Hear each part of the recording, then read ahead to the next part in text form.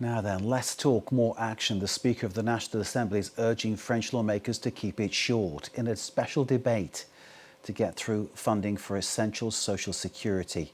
So keep it short. The words from Yael Brown-Pivet. She's urging brevity and precision in order to get some kind of accord to ensure pensions and sickness benefits and the like are fully funded.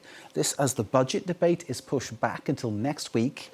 France is now without a financial plan agreed upon and voted through the National Assembly for the past year. Antonia Kerrigan's been following today's developments at the National Assembly. In Parliament, government ministers decried a social model in peril, using the language of the left as they called on their colleagues to act with responsibility for the public accounts. This as they defended a social security budget which left-wing lawmakers, especially from the radical left France Unbowed, have decried as a house of horrors, one saying the founder of the French social model would turn in his grave reading it. The budget, in its initial form, aims to cut the social security deficit from 23 billion this year to 17.5 billion next year. Now, at certain crucial moments in the government's survival, the Prime Minister, Sébastien Lecornu, has offered concessions to the left in the hopes of keeping the Socialist Party on side.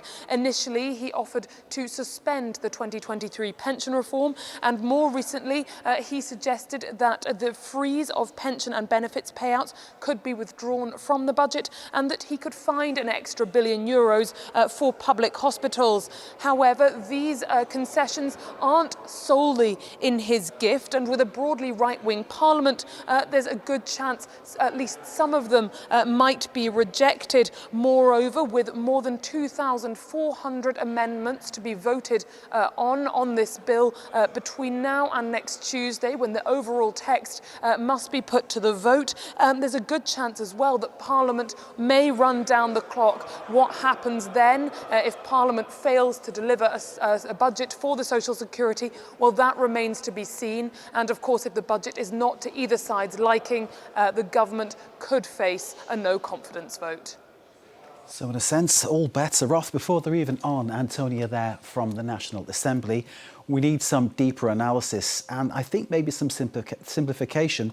So we need somebody who understands this story. Let's bring in Renaud Foucart, who's Senior Lecturer in Economics at Lancaster University. Renaud, it's always a pleasure to have you with us, and we turn to you when we need that kind of insight that this story definitely lacks in terms of what is going on, because I think it's hard to understand from outside France and even sometimes from inside France as to why the country's in this particular sort of budgetary cul-de-sac. Explain to us why, in the simplest forms, we're in this position.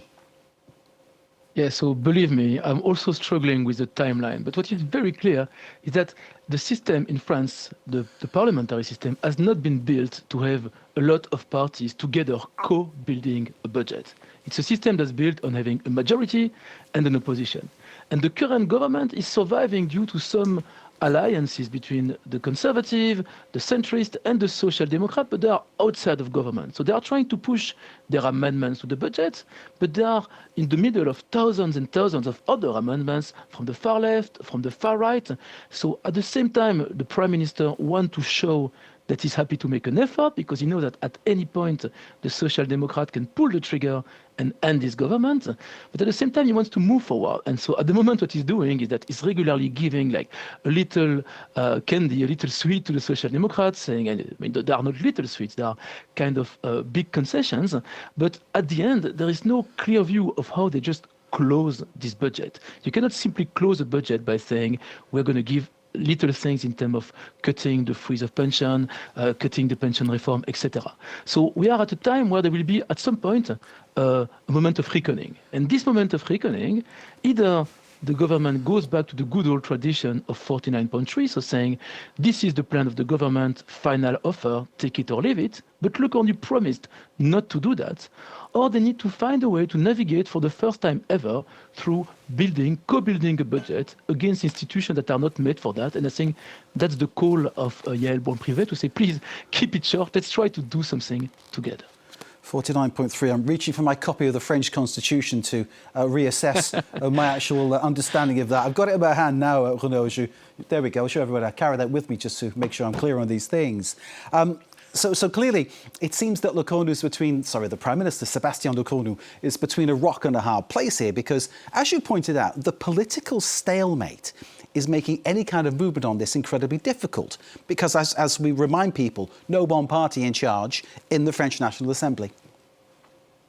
No one party in charge. And so even for those votes on the budget, so at the same time, Lecornu wants to show to the conservative Les Républicains that he's still serious about being mostly a centrist figure, but he needs to give concession to the Social Democrats. So he needs to find the exact right number of members of parliament that abstain so that the far left and the left can vote their amendments, and some of them pass, but on some other that they want to block, such as the wealth tax, then they need to say, okay, we all vote again. So this is like very, very tedious. And again, this is not what French democracy, the Fifth Republic, has been built on. It's been built on, you have a big group, they agree on something, and it is approved by Parliament, and there are small details that are discussed in Parliament.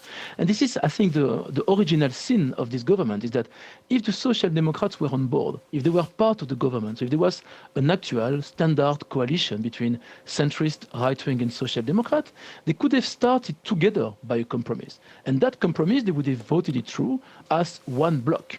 But the problem is that they didn't do that because the Social Democrats are 1 foot inside, 1 foot outside. And this is, I think, what is creating the absolutely unmanageable situation at the moment. We have a government federal shutdown in the United States at this present moment in time, and that means that some federal workers aren't getting paid, some benefits aren't going through. Is that likely to happen in France, Renaud? Would that be a situation that French workers would have to put up with?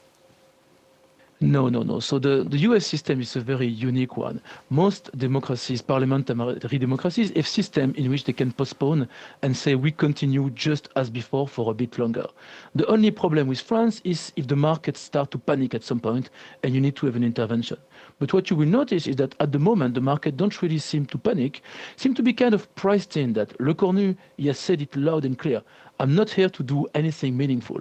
I'm just here to survive and to somehow push the government alive until basically the presidential election. And I think that's where we are right now. No one is panicking. There will be some form of postponement. And I guess, unfortunately, a sense of hopelessness that this is the failure of the second Macron mandate. France has not been able to manage itself without a parliamentary democracy in any meaningful way. Renaud Foucart of Lancaster University, senior lecturer in economics, and as we heard, expert on how things work here in France, or rather at this present moment in time, don't work. Renaud, thank you for your insight. Always appreciated. You've really explained it in a manner that I can understand, which I think is a good start, because I count myself as a very ordinary person who's got a very fortunate job that I can ask people like you, Renaud, the good questions to explain what is going on. Thank you, sir, for being with us here on France 24. We're watching, of course, with our teams at the Assembly and our teams in the studio and our experts all over the place to find out what happens here with the French budget.